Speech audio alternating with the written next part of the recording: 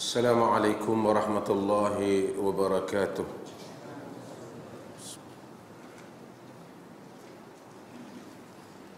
Alhamdulillah, nahmaduhu wa nasta'inuhu wa nastaghfiruh wa na'udzu billahi min shururi anfusina wa min sayyiati a'malina. Man yahdihillahu fala mudilla lahu ومن يضلله فلا هادي له أشهد أن لا إله إلا الله وحده لا شريك له وأشهد أن محمدا عبده ورسوله أما بعد. Hadirin dan hadirat yang dirahmati Allah, kita masih lagi dalam kitab Nawaqidul Wudu, dan insya-Allah saya akan cuba baca ke semua hadis ni yang terakhir ni bagi habis, dan tak panjang sangat huraiannya supaya membolehkan tuan-tuan khatam cepat mengaji. Dalam susunan Bulughul Maram, di dalam sebahagian naskah, hadis yang akan saya baca iaitu hadis Anas bin Malik yang diriwayatkan oleh Daraqutni. Ad-Daraqutni ini, hadis ni dia berada selepas daripada hadis berhubung dengan tidur membatalkan wudu. Tapi dalam naskah saya tengok yang ada di tangan tuan-tuan ni, hadis ni datang dulu. Jadi saya baca hadis ni dulu, kemudian saya akan ikuti dengan hadis-hadis yang berikutnya. Wa an Anas bin Malik radhiyallahu an, daripada Anas bin Malik radhiyallahu an, anna Nabiy sallallahu alaihi wasallam ihtajama wa shalla wa lam yatawadda, akhrajahu ad-Daraqutni wa layyanahu. Daripada Anas bin Malik radhiyallahu an, yakni sahabat Nabi Anas bin Malik, khadimun Nabi sallallahu alaihi wasallam, iaitu orang yang berkhidmat khadam kepada Nabi sallallahu alaihi wasallam. Ibunya Ummu Sulaim membawanya kepada Nabi sallallahu alaihi wasallam, maka dia daripada usianya yang masih kecil 10 tahun telah berkhidmat dengan Nabi sallallahu alaihi wasallam. Maka banyaklah riwayat-riwayat hadis daripada Anas bin Malik. Kata Anas dalam hadis ni, anna Nabiy sallallahu alaihi wasallam ihtajam. Kalau kita baca sambung, anna nabiy sallallahu alaihi wasallam ihtajam, kerana alif tu dia panggil mausul, hamzah tu hamzah mausul. Kata kita henti ihtajama wa shalla, Nabi sallallahu alaihi wasallam berhijamah, yakni berbekam, berbekam, dia kaping, dia berbekam, wa shalla, kemudian dia telah salat, walam yatawadda, dan dia tidak berwudu, baginda tidak berwudu. Hadis ini diriwayatkan oleh Ad-Daraqutni. Daraqutni, Hafiz Daraqutni, dan kita telah sebut tentang Daraqutni.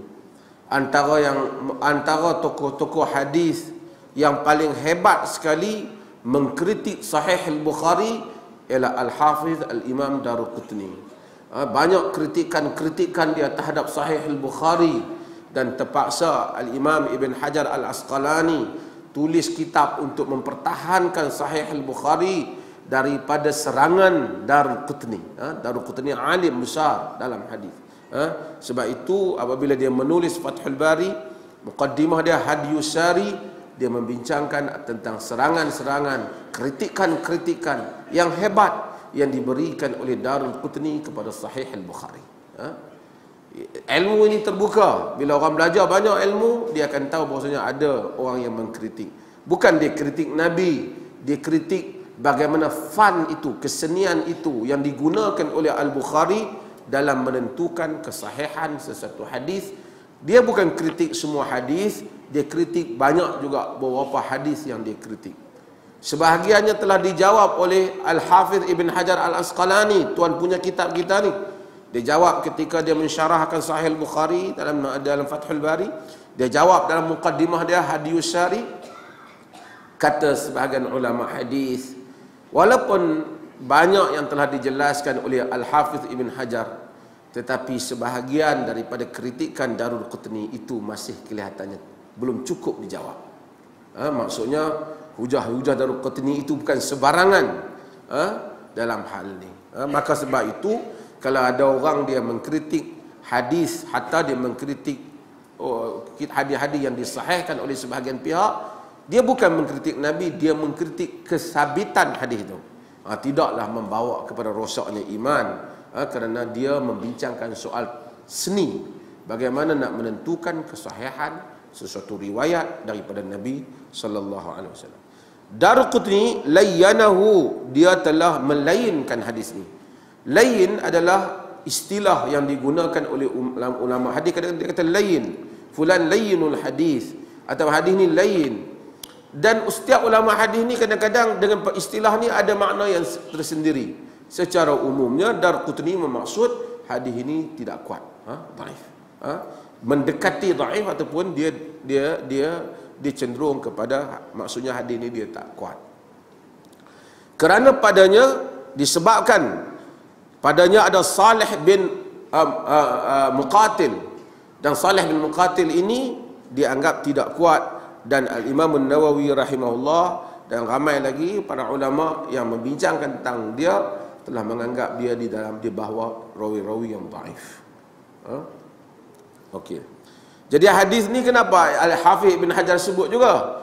Dia sebut hadis ni bahawasanya kerana dia nak cerita ini antara hujah-hujah yang digunakan ni bagi menunjukkan luka tidak membatalkan wuduk.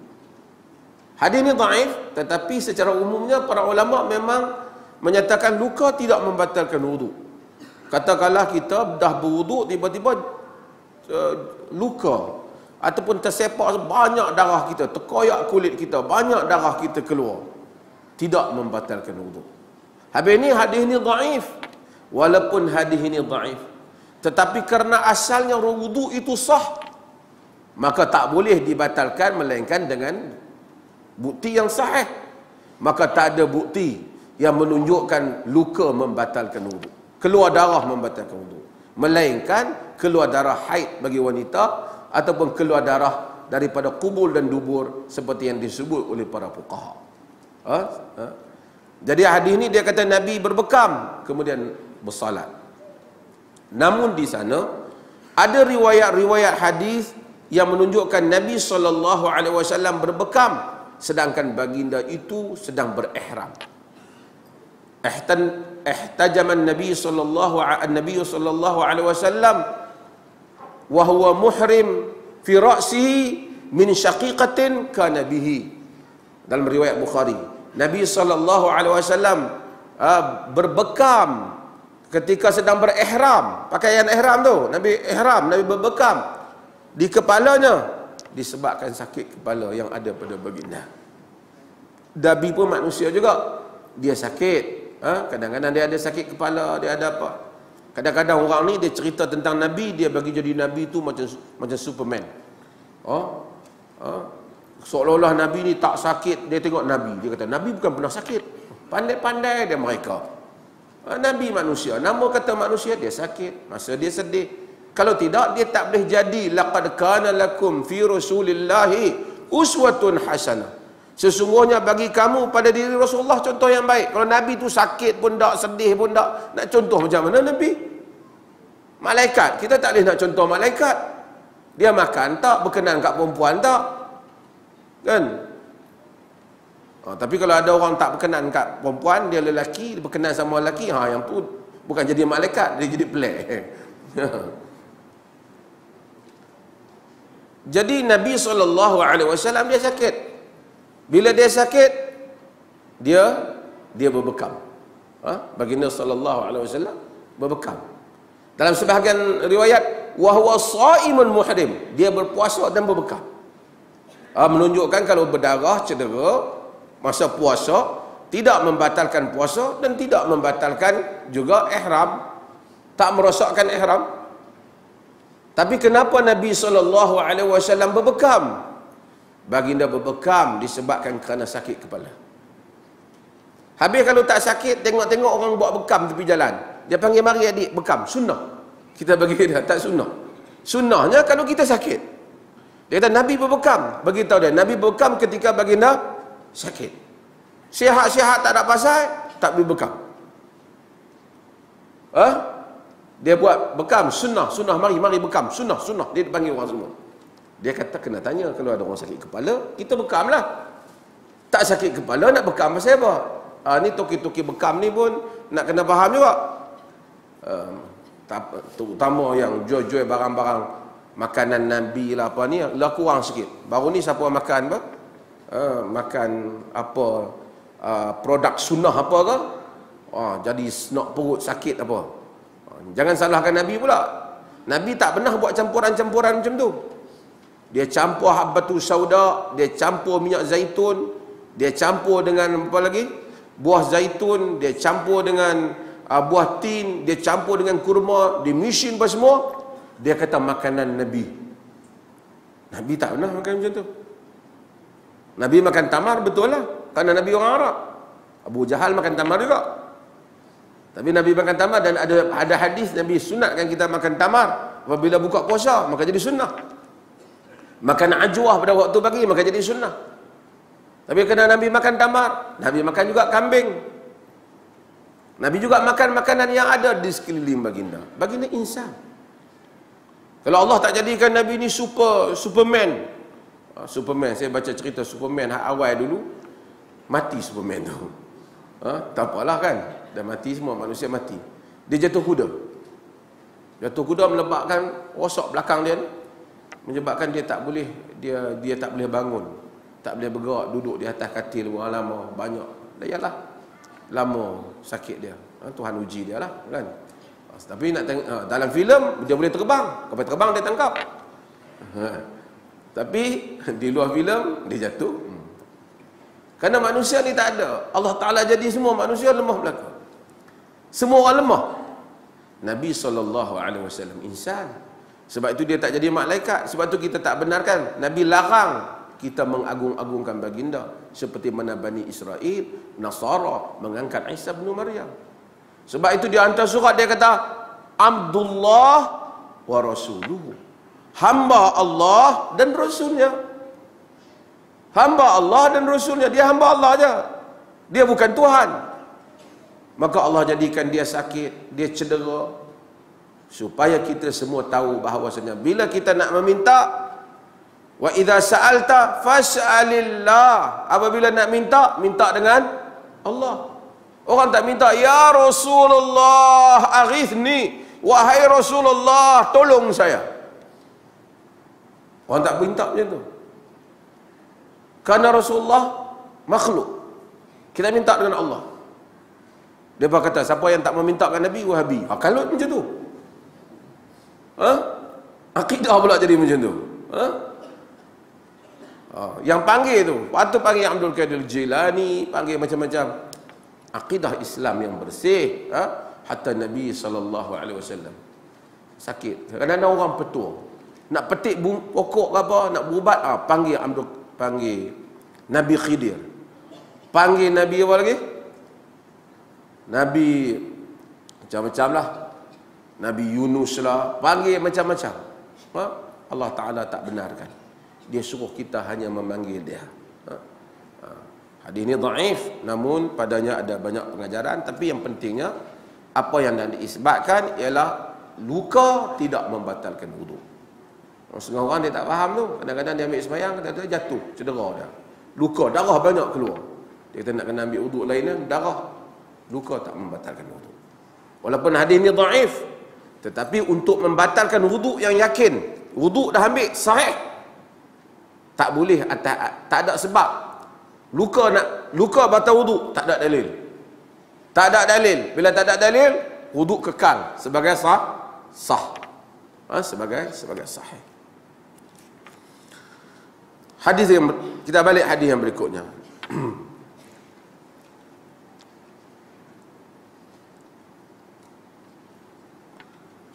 Wa an Muawiyah qala Rasulullah sallallahu alaihi wasallam al-'ainu wika'u sanah, al-'ainu wika'u sah, yani sah baca dah. Fa idza namatil 'ainan istatlaqal wika, rawahu Ahmad wa Tabarani. An Muawiyah radhiyallahu an, daripada Muawiyah radhiyallahu anhuma, daripada Muawiyah, iaitu Muawiyah bin Abi Sufyan bin Sakhr bin Harb. Muawiyah bin Abi Sufyan.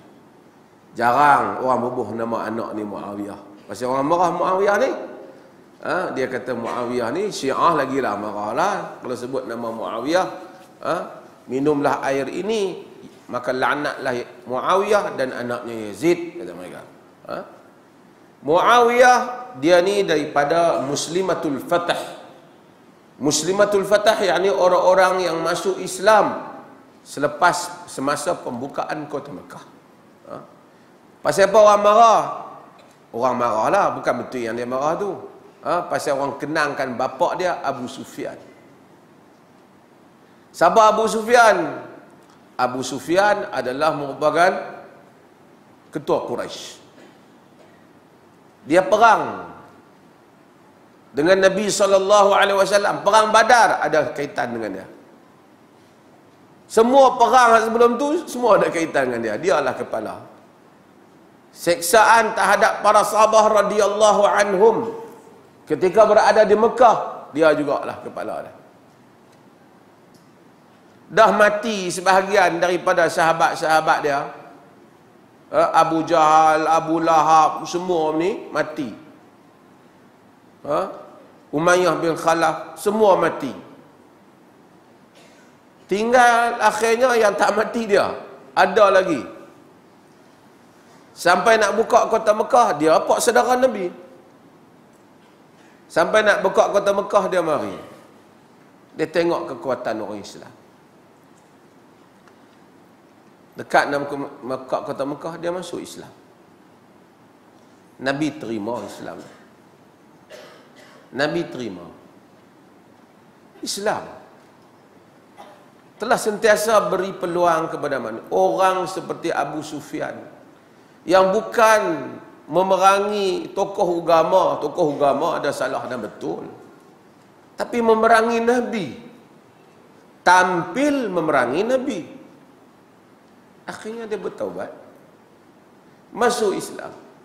Walaupun sebahagian sahabat-sahabat tak apa-apa hati dengan dia. Dia pun bukan layan sangat Abu Sufyan lepas masuk Islam pun.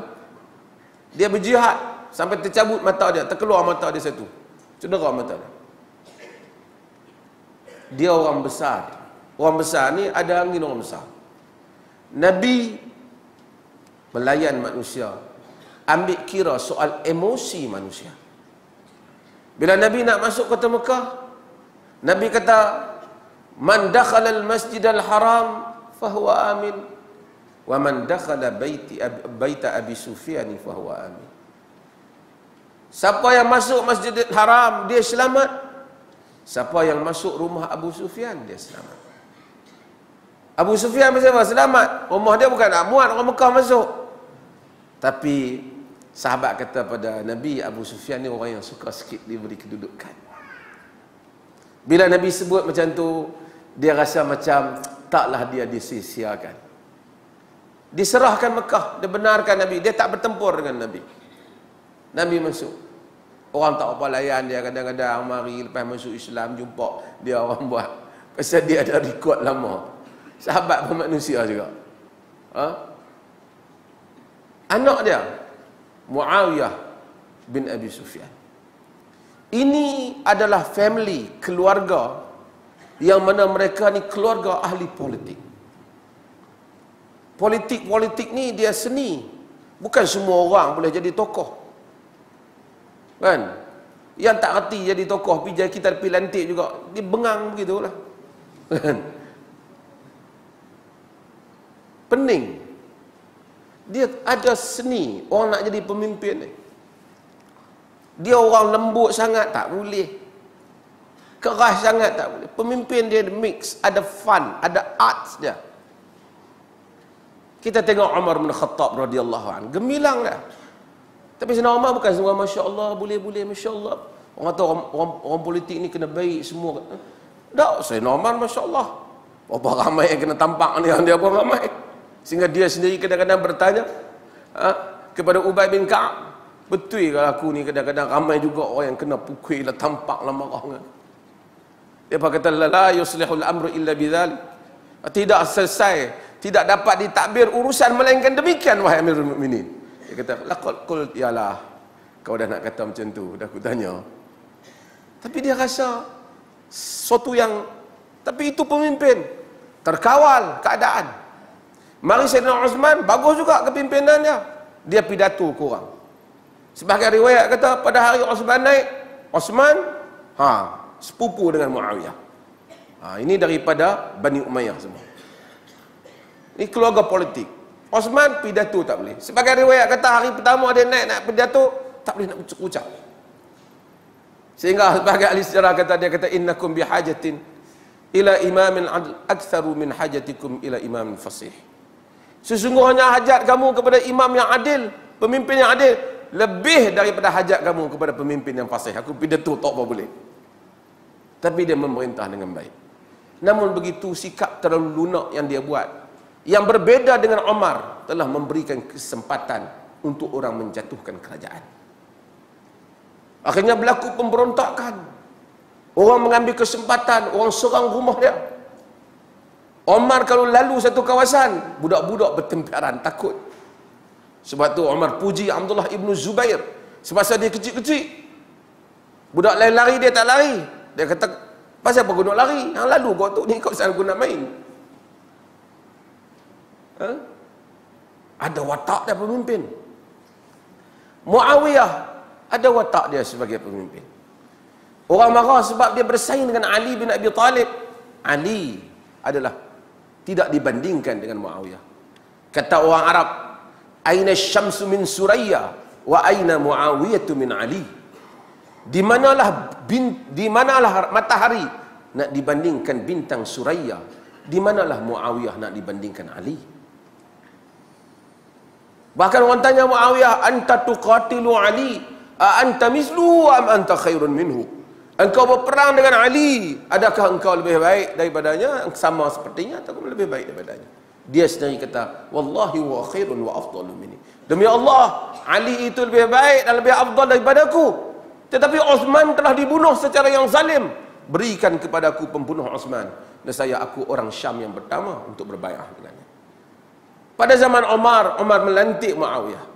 Pada zaman Nabi, Nabi melantik Muawiyah menulis surat menyurat Nabi sallallahu, dan menulis juga wahyu yang turun. Walaupun Syiah tak setujulah Muawiyah ni, dia boleh menulis Muawiyah. Ada kelemahan yang dipertikaikan oleh Umar kepada dia. Dia ni bergaya. Bila dia jadi pemimpin di Syam, dia pakai dengan pakaian dia dengan apa? Umar marah kepada dia. Umar marah. Bila Umar pergi Syam, Umar marah. Umar kata, aku dengar kata kau pakai bodyguard. Umar marah dia. Pasal Umar bodyguard tak pakai, jalan dengan kawan begitu. Muawiyah jawab kepada dia, wahai Amirul Mukminin, kami di Syam ini, di Syria ni, di Syam ni di wilayah Syria, Jordan, Palestin, dekat dengan sempadan musuh Rom. Kalau kita benarkan semua orang boleh penetrate, mari terus kepada Amir, dibimbangi mereka bunuh. Maka dia kena jumpa tu pegawai dia. Ada sisi dia buat. Umar marah kat dia. Umar kata kat dia, Umar kata kat dia, kau ni Muawiyah, aku tanya apa pun kau ada jawapan. Marah dia. Umar sampai, dia ikut Umar. Umar buat tak tahu kat dia. Umar buat tak tahu kat dia. Dia ikut Umar, dia badan gemuk. Dia ikut Umar. Umar marah kat dia. Sebagai riwayat kata Umar ambil kasut baling kat dia. Marah. Cengeng sama Umar. Abdul Rahman bin Auf kesian kat Muawiyah. Dia kata, ya Amirul Mukminin, at'amta rajul. Wahai Amirul Mukminin, kau telah penatkan dia. Umar kata, Muawiyah, pasal apa kau macam ni mengadu? Tapi Umar tak pecat dia. Ramai orang kata Umar marah, ya, tapi saya nak cerita Umar tak pecat dia. Umar telah pecat Sa'ad bin Abi Waqqas. Orang yang lebih baik. Umar telah pecat Khalid Al-Walid. Tapi dia tak pecat Muawiyah. Walaupun Muawiyah itu ada kelemahan dia, tapi Umar mungkin melihat kepada skill kepimpinan yang lain. Maka ketika berlaku pemberontakan hasil daripada fitnah, semua wilayah memberontak menentang Uthman kebanyakannya, tetapi orang-orang Syam di bawah Muawiyah tidak pernah memberontak. Orang-orang Kufah yang dipimpin oleh Ali, kemudian daripada itu bin Abi Talib, walaupun Ali itu begitu hebat, tapi ramai juga yang menentang Ali. Tapi orang-orang Syam tidak menentang Muawiyah. Pada masa hayat Muawiyah, penduduk Syam sangat menyayanginya. Saya nak ceritanya skill, kemampuan, kepimpinan Muawiyah bin Abi Sufyan. Sebab tu Arab kata sya'rul Muawiyah, rambut Muawiyah. Muawiyah ni dia ahli politik. Dia kata politik itu macam dengan rambut. Kalau orang tarik, kita kena lepas. Kalau dia lepas, kita tarik. Jangan sampai putus. 40 tahun dia di dalam politik. Orang marah, antara yang sebab orang marah kerana dia melantik anaknya Yazid bin Muawiyah. Ada orang yang menulis mempertahankan keputusannya kerana untuk menjaga kesatuan kerajaan ketika itu. Maka daripada Muawiyah, selepas daripada Ali tidak ada, kerajaan diambil oleh Al-Hasan bin Ali. Al-Hasan bin Ali kemudian menyerahkan kepada Muawiyah bin Abi Sufyan. Tapi orang Syiah dalam seluruh ajaran dia, musuh dia Muawiyah. Orang Sunni pun ramai tak suka Muawiyah. Jarang kita dengar orang nama anak dia Muawiyah. Kerana ada apa benda krisis Ali dan Muawiyah. Siapa yang ustaz-ustaz ni, dia mau baca satu buku yang ditulis oleh Munir Ghadban, Muawiyah bin Abi Sufyan, Malikun Mujahid, Sahabiyun Jalil wa Malikun Mujahid. Muawiyah bin Abi Sufyan, sahabat yang mulia dan raja yang berjihad. Dia macam raja. Kalau kita ada juga benda yang boleh kita pertikaikan Muawiyah ni. Wallahu ta'ala alam. Tilka ummatun qad khalat. Demikian umat yang telah berlalu. Mereka sahabat Nabi. Kita tidak pernah kata sahabat maksum, tapi kita kata kebaikan mereka melebihi daripada kesalahan mereka. Miswar bin Makhramah, dia bertanya kepada Muawiyah, dia petikai Muawiyah. Muawiyah kata dia, wahai Miswar, engkau ada dosa tak? Kata, aku ada dosa. Engkau harap keampunan Tuhan tak? Aku harap keampunan Tuhan. Seperti mana engkau mengharapkan keampunan Tuhan, demikian aku juga mengharapkan keampunan Tuhan.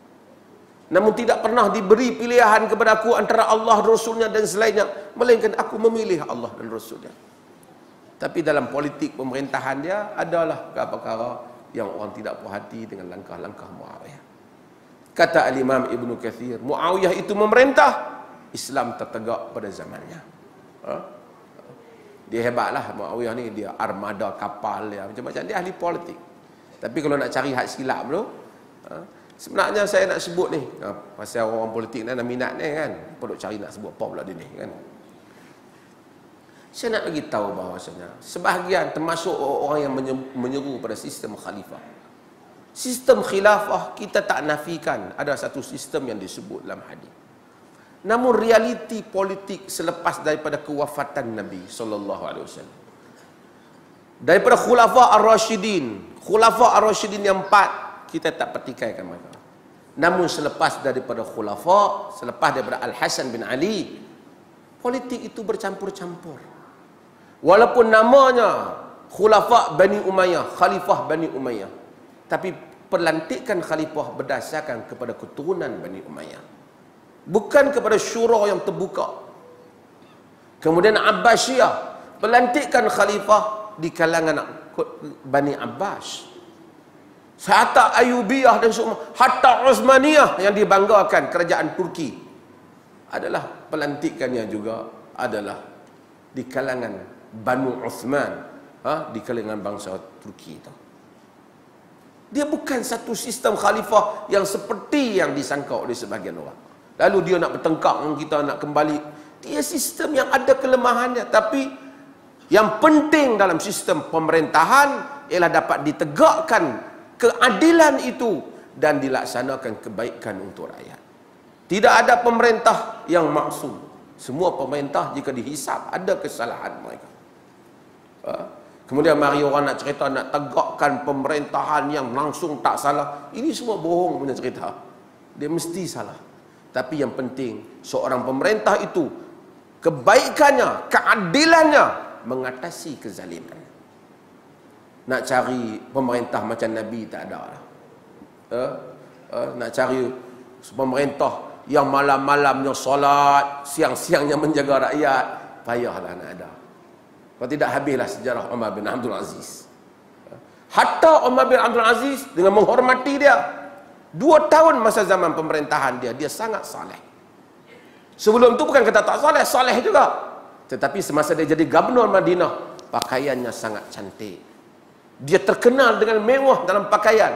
Dia bertukar wataknya pada hari dia menjadi khalifah.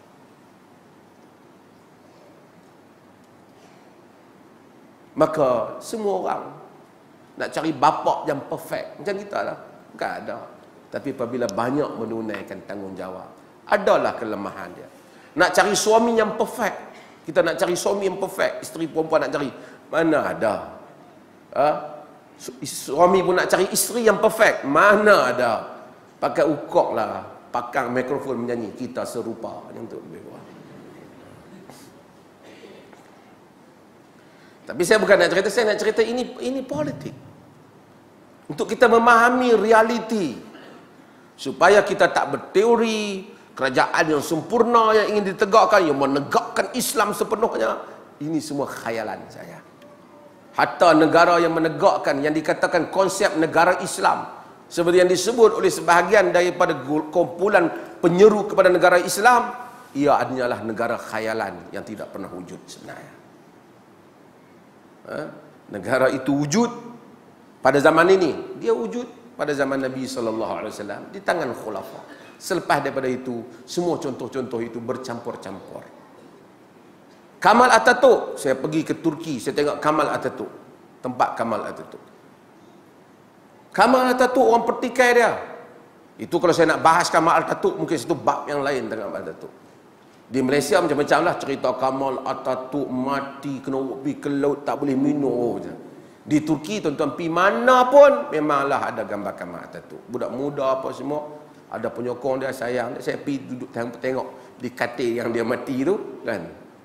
Tapi bukan nak cerita, memang banyaklah orang kritik Kamal Atatürk ni dengan kesalahan dia. Tak bagi orang azan dalam bahasa Arab, tak bagi orang baca Quran dalam bahasa Arab.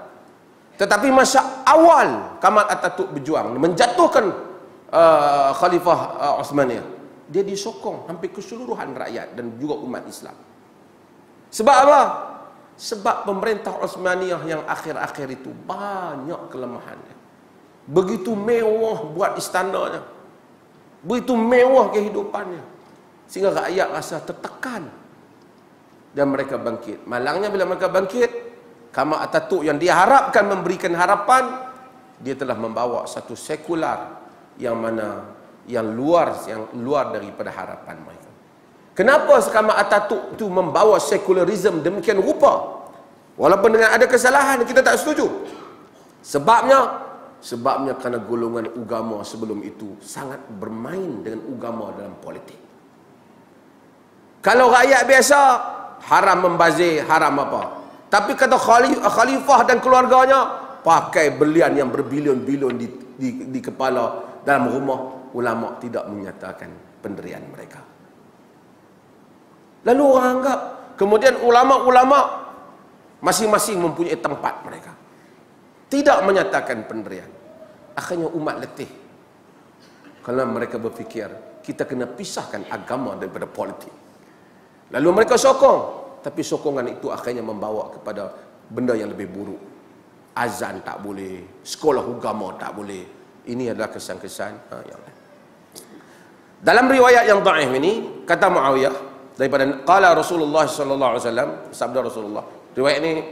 Riwayat ini didhaifkan oleh sebahagian besar para muhaddisin dan disahihkan, dihasankan sebahagian yang akan saya sebut ni. Al-ainu wika'us sah. Mata merupakan pengikat kepada sah ini ialah dubur. Bahagian bawah kita tu. Nabi kita mata ni ikat dubur kita. Fa idza namatil ainan istatlaqal wika. Apabila mata itu tidur, maka terbukalah ikatan. Nak ceritanya bahawasanya bila mata tidur, angin-angin lain pun keluar. Maka batal apa? Wudu. Riwayat yang tambah fa idza namatil ainan istatlaqal wika, riwayat ini dhaif. Tetapi sebahagian para ulama hadis menyatakan riwayat lain daripada Ali bin Abi Talib yang menyebut al-ainu wika'ul sah, mata merupakan pengikat itu, setakat itu adalah merupakan riwayat yang hasan. Apa yang penting, perbincangan para ulama di kalangan dalam hadis ni, kita boleh simpulkan hadis menunjukkan, walaupun kemudian ada hadis yang berikutnya Abu Daud yang tuan-tuan tengok tu, innamal wudu ala man nama mustaja'an, sesungguhnya wudu kepada orang yang tidur di dalam keadaan berbaring. Hadis ni dhaif. Namun hadis ni kesimpulannya, kalau kita himpun daripada hadis, para ulama menghasankan hadis yang menyatakan ada kaitan antara mata dan tidur dan wudu. Maka dengan itu sesiapa yang tidur, maka ada kemungkinan untuk batal wudu. Tapi tidur macam mana? Maka berlaku perbezaan seperti mana yang telah kita sebutkan dahulu, bahawasanya tidur yang menyebabkan seseorang itu dah tak sedar diri dia, benar-benar tenggelam dalam tidurnya dan memungkinkan angin keluar daripada duburnya. Jadi tidur dalam keadaan baring, tidur yang nyenyak. Tapi kalau dia baring tapi tak nyenyak, dia sedar, orang lintas pun dia sedar, maka mereka, para muhaqqiqin, menyatakan ia tidak batal. Kerana Nabi SAW, kerana antaranya Nabi tidur, ada kala Nabi tidur bangun Nabi wudu. Ketika dalam hadis Ibnu Abbas tidur di rumah Maimunah, dia melihat Nabi bangun di tengah malam, bangun berwudu dan salat. Tapi Aisyah radhiyallahu anha pernah melihat Nabi bangun kemudian terus salat. Dia bertanya, "Nimta ya Rasulullah, engkau tidur wahai Rasulullah, engkau tak berwudu?" Nabi SAW menyatakan kepada Aisyah, "Ya Aisyah, tanamu ainaya wala yanamu qalbi." Wahai Aisyah, mataku nampak tidur, jantung hatiku tidak tidur. Maksudnya jika seseorang itu dia baring tapi dia dalam keadaan sedar, antara orang kata tak nyenyak, orang lintas dia sedar, orang bersin, orang panggil pun dia sedar, tapi dia tak begitu nyenyak. Dia orang kata antara tidur dan jaga, dia tidak membatalkan wudu. Tapi jika dia benar-benar tidur, dia membatalkan wudu. Dia membatalkan wudunya. Sementara jika dia duduk, yang mana ruang untuk dia keluar angin tak ada, kerana kalau dia keluar dia akan tahu dia keluar angin. Kalau dia dalam keadaan yang demikian rupa, maka tidak membatalkan wudunya. Itu yang menyebabkan Al-Imam Ibn Hajar kumpul hadis-hadis ini, walaupun sebahagiannya ada kuat dan lemah, tapi dia nak menunjukkan inilah hujah para fuqaha di dalam masalah ini, insya-Allah. Silakan. Sekarang kita akan baca dua lagi hadis bagi tamat, insya-Allah, untuk masuk tajuk baru azan.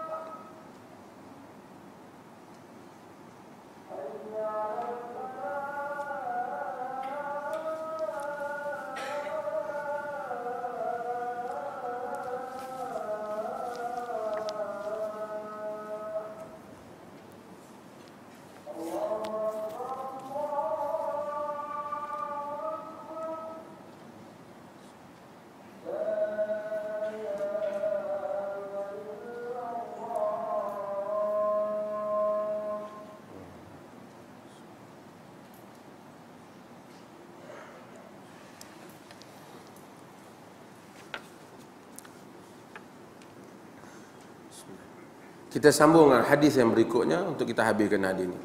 Wa 'an Ibnu Abbas radhiyallahu anhuma anna Rasulullah sallallahu alaihi wasallam qala ya'ti ahadukumus syaitanu fi salatihi fayanfukhu fi maq'adatihi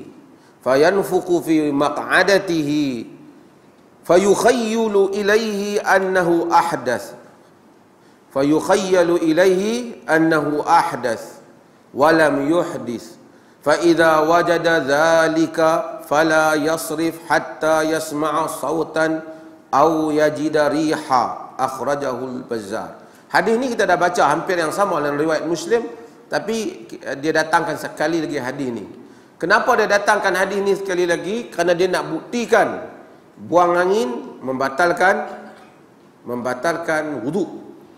Cuma macam mana Nabi kata daripada Ibnu Abbas radhiyallahu anhu, yakni Abdullah Ibnu Abbas yang telah kita ceritakan tentang latar dia. Radhiyallahu anhuma, dia dan bapaknya. Allah redha Abdullah, anda redha Al-Abbas yang merupakan bapa saudara Nabi sallallahu alaihi wasallam. Sebab tu orang sebut kerajaan Abbasiyah tu ialah merujuk kepada Al-Abbas. Mereka ini keturunan Bani Abbas.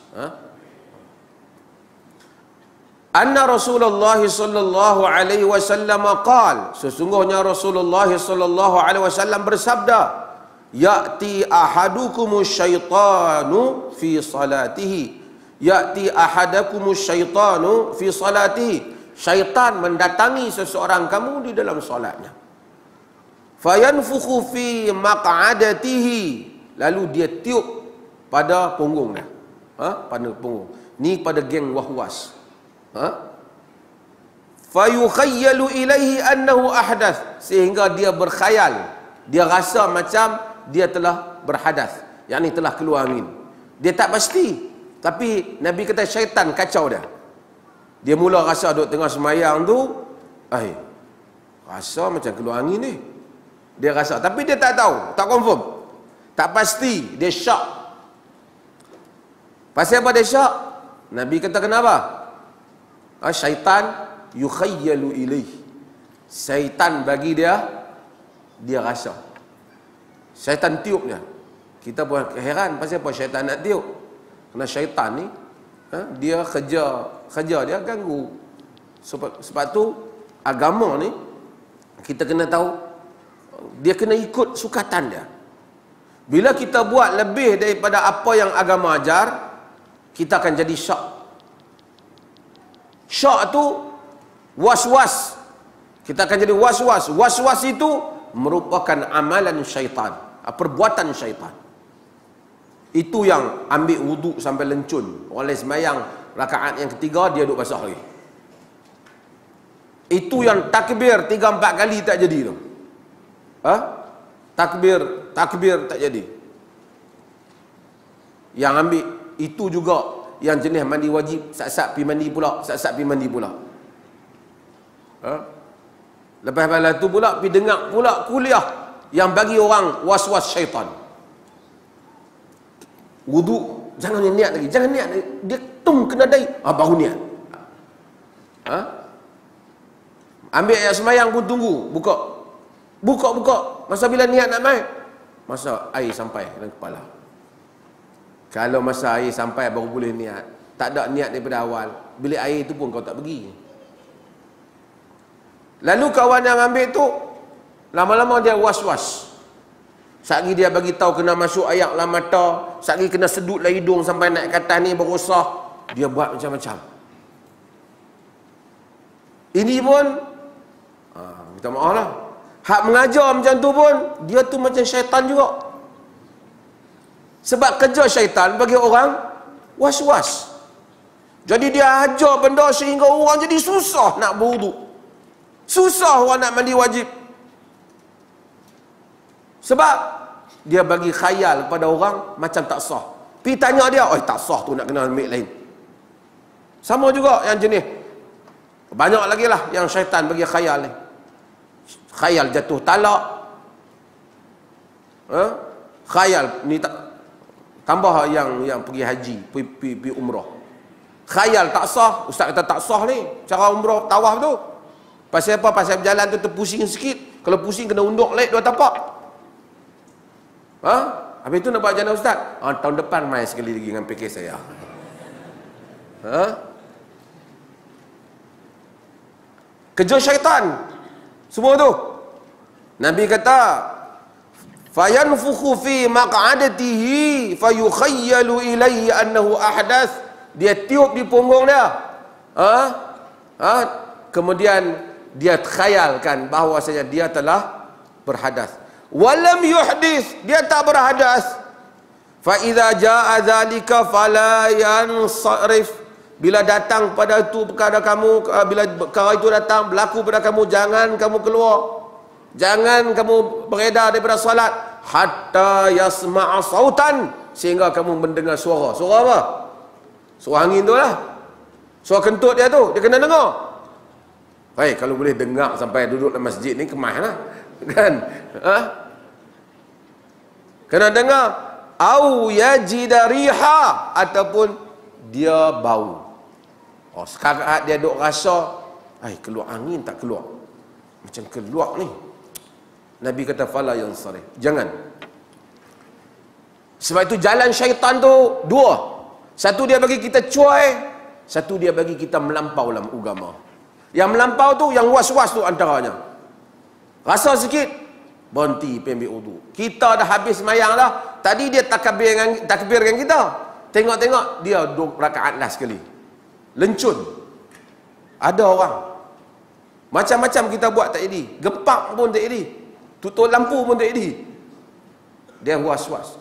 Bila dia main was-was ni, syaitan main macam-macam. Sehingga akhirnya, dia akan jadi kadang-kadang dia rasa dia talak isteri dia. Lepas tu pula dia pendengar ustaz pula ceramah. Kalau kita kata, cantik pakai baju ni macam baju mak dulu pakai. Dia kata zihar. Jatuh dah pula dah. Ustaz dia pula mai tanya kita pula. Kita habaq dah dak. Minggu depan mai tanya pula dah. Dia kacau. Kata siapa mengajar ni? Dia kata cantik Kata pakai macam tu. Dulu kok pakai macam tu. Dia kata kok. Dia kata tak boleh. Kata macam tu jadi zihar. Dia tak faham zihar makna apa. Zihar ni orang Arabnya. Bila dia tak mau, tak lalu ke isteri dia, dia kata, anti alayya ka dhahri ummi. Kau kepada aku seperti yang belakang ibuku. Maksud seperti mana aku tak lalu menyetubuhi ibuku, demikian aku tak lalu menyetubuhimu. Itu maksud dia. Kalau dia habang kata, hang pakai baju macam baju mak pakai, itu bukan zihar. Awatlah. Maka hak dengar ni balik duk kira. Lepas tu mai syaitan. Boleh dia tanya, saya tersebut perkataan talak masa naik motor tadi. Adakah saya tertalak isteri saya? La ilaha illallah. Kata apa kaitannya pula? Dok dia main perkataan tu. Perkataan tu nama dia tolak. Saya kata. Syaitan. Sebab itu Ibnu Jauzi tulis kitab. Cacaan kepada orang yang was-was. Talbisu iblis juga tu dia sebut juga tentang iblis main. Setengah orang tu dia rasa dia beragama dengan lebih susahnya, maka dia beragama berdasarkan kepada hadis. Hadis yang sebelah lebih kurang sama. Nabi kata dia akan rasa dia berhadas, falyaqul kadzabt, maka hendaklah dia kata bohong. Kata kat syaitan tu bohong. Berdasarkan hadis ni, hadis-hadis yang seperti ini, para ulama buat banyak kaedah seperti mana yang pernah kita sebut sebelum ni. Antaranya al-aslu baqa'u ma kana ala ma kana, dia panggil. Asalnya sesuatu itu kekal di atas yang asal. Yang asal ada wudu. Kekal ada wudu sehingga boleh dibuktikan dia tak ada wudu. Sebab tu kita kata al-yaqinu la yazulu bisyak. Yakin tidak boleh dihilangkan dengan syak. Yakin kita suami isteri duk syak, talak tak talak, talak tak talak, tak usah duk main syaitan ni. Yakin perkahwinan sah. Yakin tadi kita dah berwuduk masuk dalam masjid, syaitan tiup di punggung kita, lalu kita duk rasa batal tak batal, batal tak batal. Yakin satu orang itu Muslim, dia mengucap asyhadu an la ilaha illallah wa asyhadu anna Muhammadar Rasulullah. Jangan duk pandai-pandai kapi kau orang di atas satu sangkaan semata-mata. Agama al-yaqin la yazulu bisyak. Yakin tidak hilang dengan syak. Di atas kaedah ni banyak agama dibina. Al-aslu bara'atu zimmah. Asalnya seseorang tidak bersalah, tak boleh dituduh bersalah. Dia kata innocent anti proven guilty. Tidak dianggap tak bersalah sehingga dibuktikan dia bersalah. Tak boleh. Orang yang dituduh bersalah, dia tidak bersalah. Kita tak kira lah siapa pun. Orang kena tangkap khaluat, kita tak boleh tuduh dia berzina. Siapa yang tuduh zina, dia melakukan dosa besar, qazaf, kena sebat dah belakang nak. Dia ditangkap khaluat. Khaluatlah. Kan zina ada tarikh dia. Hatta orang yang dituduh apa saja tidak boleh. Kerana asalnya seseorang tidak bersalah sehingga dia dibuktikan dia bersalah. Termasuklah apa-apa pun tuduhan. Nak kata orang tu salah ke, pengganas ke apa semua, mesti dengan bukti. Kalau ada bukti, dia pengganas. Kalau tak ada, di atas andaian, kita tak boleh bercakap. Hanya kita kata dia tertuduh, dituduh. Dia dituduh. Dan semua orang ada hak atas nyawa dia. Nyawa yang mati dan seumpamanya lebih besar di sisi Tuhan dan akan ditanya oleh Allah Subhanahu Wa Taala. Ini kita ingatkan semua kita, pihak berkuasa dan semua orang. Pada hari kita berkuasa, mungkin kita bertindak sewenang-wenang kita. Tapi Allah tidak lupa, kita mungkin lupa. Kita bukan sentiasa duduk pada satu jawatan dan pada satu kuasa. Kita ada diri kita, ada anak isteri kita, ada kehidupan kita di luar daripada kuasa kita. Allah Subhanahu Wa Taala boleh mendatangkan balasannya. Tak ada orang-orang yang zalim dengan berbagai-bagai cara yang dia kehendaki. Yang salah, tak apa. Tapi walaupun orang tu bersalah, ada layanan kepada orang yang salah. Bukan semua orang. Orang curi kasut di masjid, dia curi kasut, kesalahan dia curi kasut. Kita ramai pukul dia, tercabut telinga satu. Katok kaki dia patah. Dia curi kasut salah lah, tapi cabut telinga tak boleh. Orang kata, oh, hang pergi bela dia buat apa? Hang memang sokong pencuri ya? Bukan sokong pencuri, hang pergi pukul dia lebih buat apa? Salah, pergi kepada proses kesalahan. Bawa ke mahkamah, bicarakan dia sebagai orang yang salah. Sama orang tu yang tangkap khaluat. Pertama, tak boleh mengintip. Yang kedua, pergi ambil gambar orang. Lepas tu download pula dalam YouTube. Setiap orang yang tengok, dia menanggung dosa. Masuk pula. Bila orang kata, itu hari itu yang saya sebut kepada saudara Wan Saiful kita. Kena dia di Parit Buntang. Beberapa tahun yang lepas. Dia dengan mak dia dalam bilik. Mereka masuk.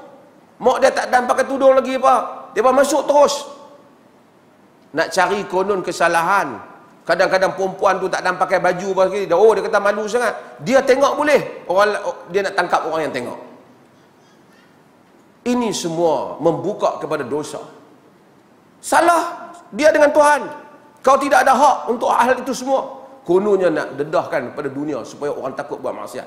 Banyak lagi maksiat lain yang lebih besar.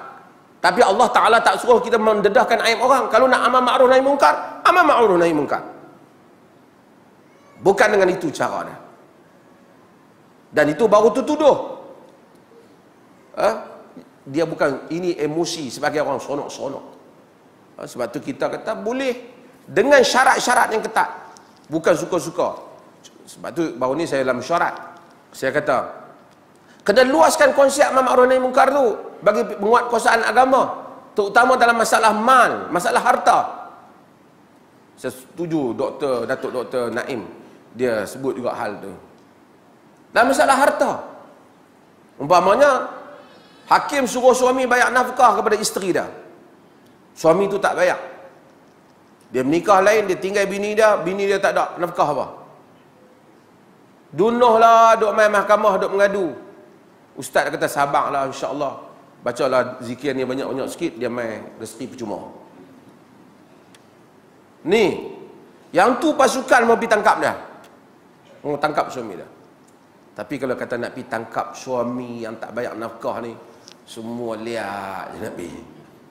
Tapi kalau nak pergi tangkap orang duk khaluat, Bukit Tiga nak tangkap 1,5 sampai.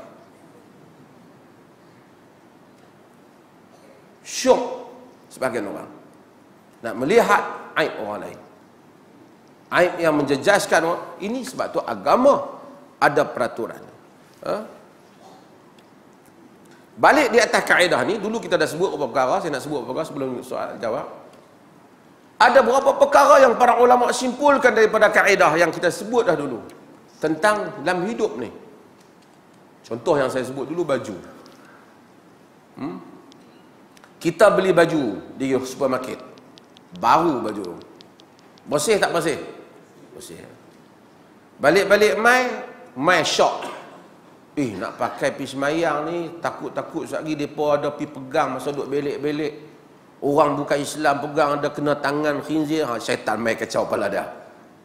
Dia kata, pas nak pakai semayang, tengah semayang fikir pula dah. Sah atau tak sah dia pakai? Sah.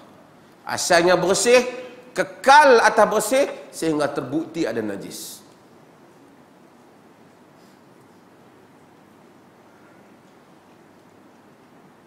Kita duduk-duduk, tiba-tiba timpa air daripada atas. Air kena di baju kita. Air basah. Tak tahu air apa. Duduk lalu kat belah flat tu, kena air. Kawan kita kata, air najis apa? Seorang kata, tak tahu. Air siram pokok kot kena. Seorang kata, air aircon kot. Kita jalan nak pergi solat. Sah ke tak semayang baju tu? Sah tak? Sah. Semua boleh jadi mufti. Senang lah. Sebab apa? Sebab asalnya tak ada bukti nak kata tak bersih. Tapi kalau asalnya kotor, baju kita kena najis. Betul-betul kena najis. Nak pergi basuh. Member tu kata, basuh tambau sudah. Nampak macam kena tambau tadi. Dia kata, kena bau apa? Merecik penuh tadi. Kita pergi basuh tambau tu saja. Sah tak? Tak sah. Kerana yakinnya semua kena. Kita syak saja. Kita pergi basuh bahagian syak. Sedangkan yakinnya dia memang kena. Dan basuh basuh tambau tu tidak menghilangkan yakin bahawasanya baju tu terkena najis. Kemungkinan saja dia bersih. Syak saja mungkin. Dia kena yakinnya dia kena najis. Basuh sebahagian tidak menghilangkan yakin. Tidak menghilang yakin yang bahawa dia terkena najis. Macam tu juga air. Kita tak payah fikir. Kita tengok tempat nak ambil wuduk, tengok ada kolam. Tak tahu kolam apa, tengok kolam tu rendah. Depa kata anjing jilat pun boleh jadi. Tapi air bersih. Kita ambil wuduk. Boleh atau tak? Boleh. Kerana asalnya adalah bersih air sehingga dia terbukti. Macam tu juga masalah makanan. Sama juga. Barang-barang makan. Kita buat homestay. Kita sewa homestay kita. Ada pinggan, ada periuk kita. Homestay, pinggan dan periuk kita tu bersih tak? Ada orang bukan Islam, orang Islam, macam-macam orang sewa homestay kita. Mari-mari kita pula masuk balik homestay kita atau rumah kita yang kita sewa tu, kita nak guna balik periuk pinggan kita ni. Masyak kat kita. Mereka ni duk guna kok mereka bubuh makanan haram ke apa? Kok kena jilatan anjing ke, nak kena basuh 7 kali? Wajib basuh ke tak? Wajib ke tak? Tentu syak balik. Wajib ke tak? Tak. Sebab asalnya kita hanya andai kemungkinan. Itu syak. Asal periuk pinggan itu adalah bersih. Dan ini banyaklah hal-hal yang seperti ini. Sama juga kita pergi contoh tisu. Dulu dia buat contoh batu. Orang nak istinja pakai batu. Dia tak tahu batu ni bersih ke tak. Sebelum ni orang dia tak nampak kotor apa, dia boleh guna. Kita pergi bilik air, tengok ada tisu. Tisu di bilik air. Kadang-kadang ada bilik air dia tak ada apa? Tak ada air. Terutama di negara-negara barat dia tak ada air. Kita guna istinja, buang air kecil ke, kita guna tisu tu. Kita tak pasti tisu ni ikut dia orang ni buang air kecil sebelum ni mercik ke apa. Dia main kacau fikiran kita. Boleh tak kita guna tisu tu? Boleh. Kita tak sebelah. Itu andaian. Asal benda tu, asalnya adalah posing. Hak mana soal hak, saya nak tanya hak biasa tuan-tuan, kemudian hak kurang biasa. Hak biasa je, kalau kita semayang, kita ingat 3 ke 4, kita kira berapa? 3. Kerana yang yakinnya 3, yang syaknya adalah 4. Oh. Orang kata aku duk syak 3 ke 4, tak ada. 3 kau tak syak, kau confirm dah 3, cuma kau syak pada 4. Kemungkinan 4. Kerana tang 3 tu confirm dah buat. Sebab tu kita syak 4, kemungkinan 4. Tapi 3. Aku tak, kalau aku syak 1 ke 2 ke 3 ke 4 kan belum lagi. Yang tu gila. Tak wajib sembahyang. Tak wajib salat. Kalau kita syak 3 ke 2, artinya dia 2. Yang yakinnya 2. Kalau kita syak 3 ke 4, yang yakinnya adalah 3. Tapi kalau kita masuk main sembahyang dengan imam, kita main-main tu imam duduk sembahyang lah, duduk baca surah belah hujung, ataupun duduk tengah sembahyang lah, tak kira lah zuhur ke ataupun apa, kita tak tahu imam ni sembahyang berapa. Lepas tu kita sembahyang, lepas imam nak bagi salam, kita syok pula. Aku masuk tadi rakaat pertama ke? Aku masuk tadi rakaat kedua ke? Macam mana tu? Kan tuan-tuan selalu macam tu. Kan macam mana tu? Kira mana? Kira kita, aku rasa tadi aku masuk rakaat pertama ke rakaat kedua? Kira masuk rakaat berapa? Kedua.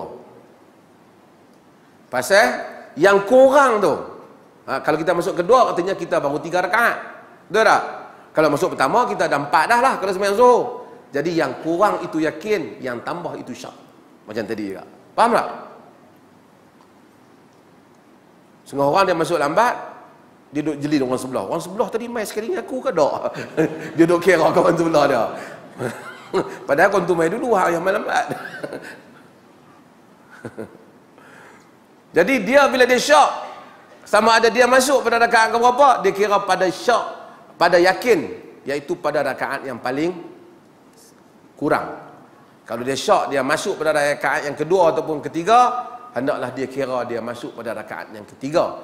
Kalau sembahyang 4 rakaat, berartinya dia baru buat 2 rakaat.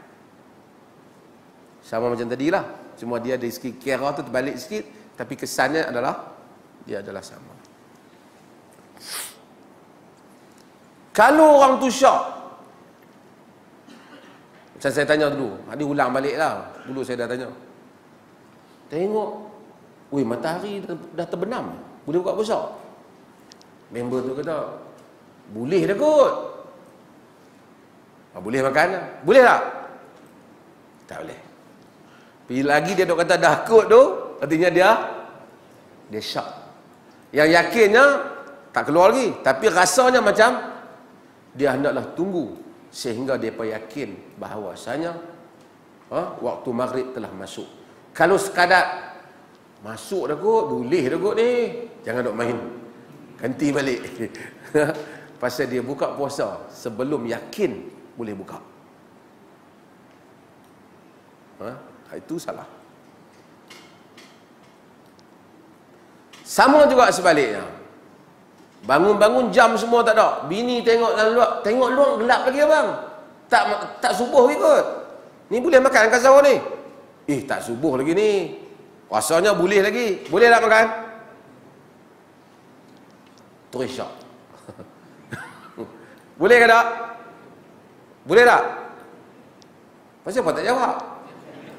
Kursus tak habis. Boleh ke tak? Ulama khilaf.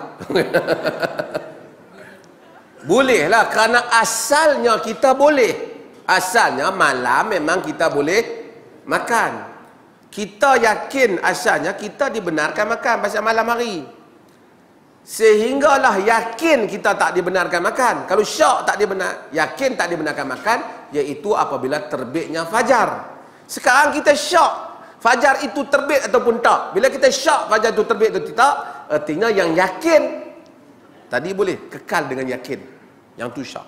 Macam masa siang kita tidak boleh makan kerana kita berpuasa. Kita syak kata matahari telah terbenam. Syak, kita belum yakin. Boleh makan ke tak? Tak boleh. Hak belah malam kita dah boleh makan. Kita syak matahari fajar telah terbit. Boleh makan tak? Boleh. Faham tak ni?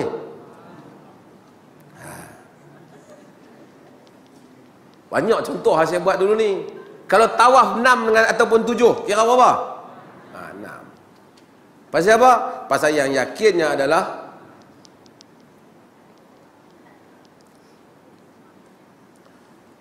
kalau syak pada talak. Jenis suami ni, aku tak ingat aku talak hang 3 ke 2 ke tau. Jenis kaki talak, dia bini banyak. Marah talak.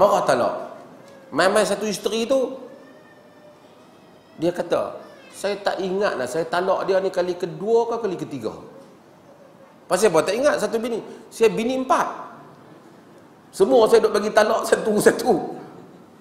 Nak kira 2 ke 3? Nak kira 2 ke 3? Orang berubah kata 3, biar pada muka.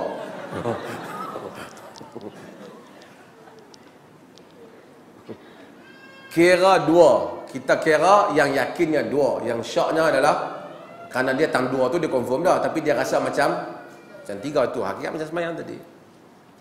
Tapi kalau kita rasa aku talak ke tak talak lah, kira talak ke tak? Tak. Pasal yang yakinnya pernikahan adalah sah. Pernikahan sah. Nak kata terbatal pernikahan, mestilah dengan tahap keyakinan yang sama. Kerana yakin dah sah perkahwinan. Macam tu kita puasa.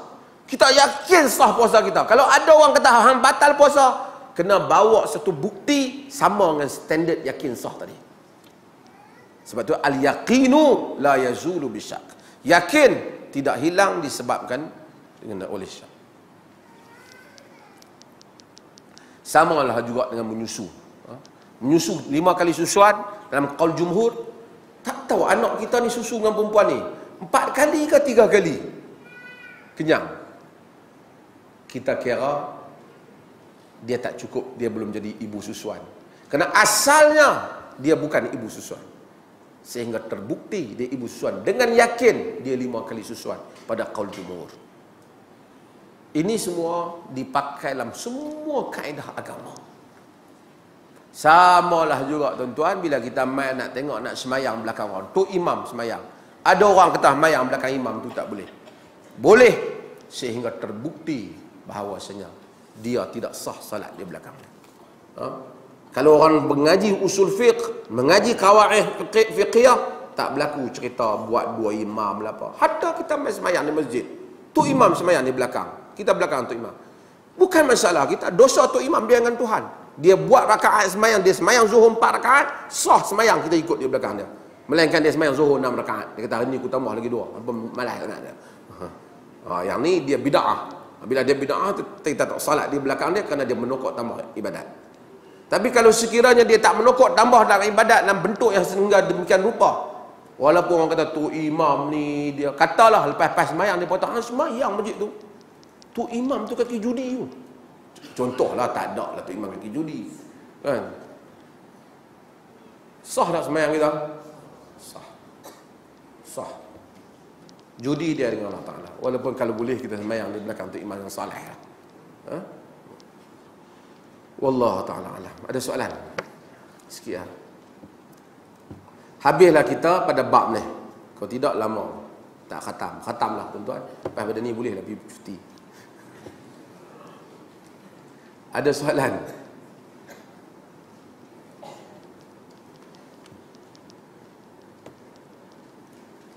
Satu dah dah.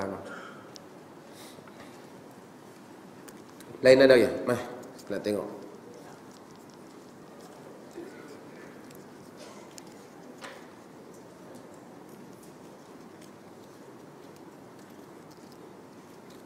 Soalan pun payah nak buka ni. Macam orang NDB pula.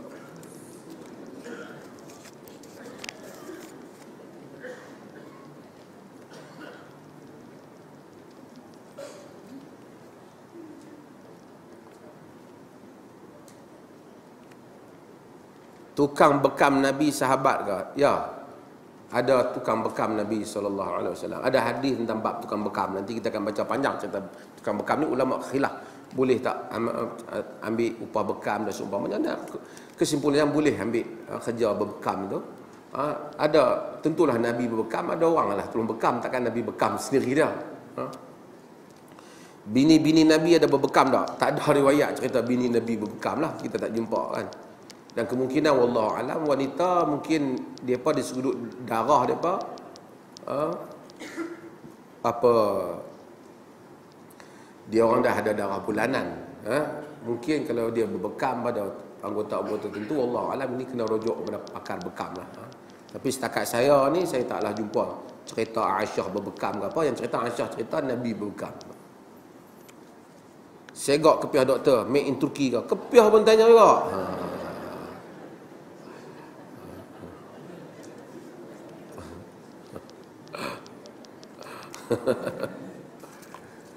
Kepiah ni saya pergi beli kat Uzbekistan.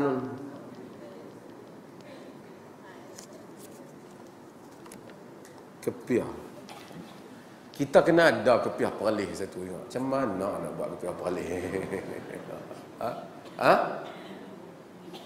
Kuning biru. Tengok orang kepiah macam ni, pilah buat satu kepiah macam ni. Senang orang lain nak beli. Kalau tidak, dia duk tanya kepiah saya kacau. Siapa yang jual kepiah? Buat kepiah, bagi banyak sikit, variety sikit. Saja saya pakai mana-mana kepiah yang dan ya. Bajunya saya terima kasih pada saudara Amin, dia tak mari dah, daripada Brunei.